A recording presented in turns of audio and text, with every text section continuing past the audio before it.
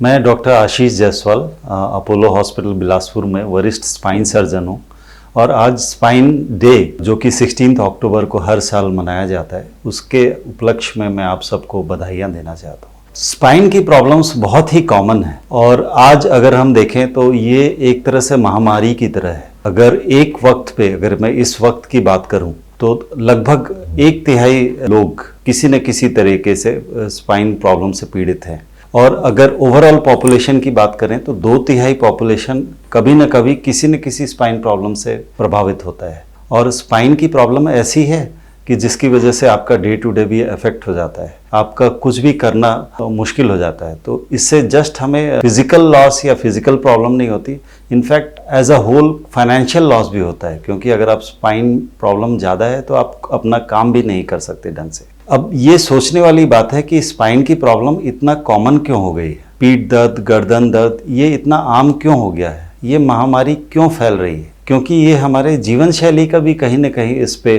Role है।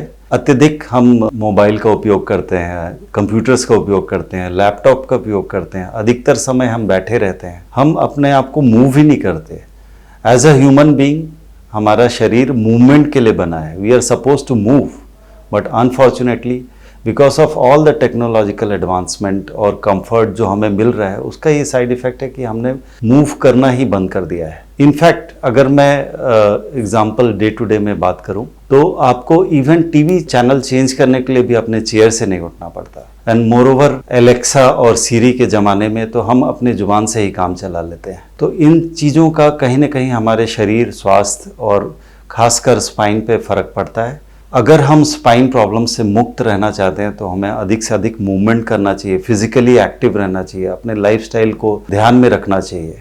और spine के बारे में पीठ दर्द जो सबसे कॉमन है, जिसमें स्लिप डिस्क हो जाता है, स्लिप डिस्क की वजह से ये अक्सर होता है। तो इसमें कभी कभी अगर हम ध्यान न रखें तो हमें ऑपरेशन की भी ज़रूरत पड़ती है।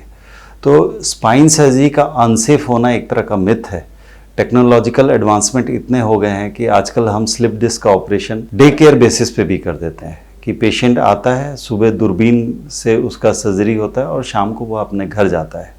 ये जानना चाहिए कि 80 to 90% of spine problems can be treated conservatively just with some medications and physiotherapy, और 5 से 10% पेशेंट ही ऐसे होते हैं जहाँ पे उन्हें सर्जरी की ज़रूरत पड़ती है। तो अगर ज़रूरत पड़ जाए तो इससे घबराना नहीं चाहिए, क्योंकि आपको प्रॉपर सर्जन सेलेक्ट करना चाहिए। स्पाइन सर्जन के पास जाएं, प्रॉपर प्लेस पे जाएं। अब साइंस इतना एडवांस हो चुका है कि इसका बिल्कुल मिनिमली इन्वेजिव तरीके से किया जा सकता है। और रही बात, बेस्ट होगा अगर हमें स्पाइन प्रॉब्लम ना हो और उसके लिए खुद को इनिशिएशन लेना पड़ेगा, खुद अच्छी लाइफस्टाइल अपनानी पड़ेगी, मूव करना पड़ेगा, रेगुलर एक्सरसाइज करना पड़ेगा, अपने पोस्चर्स का ध्यान रखना पड़ेगा और अपने खान पान का ध्यान रखना पड़ेगा।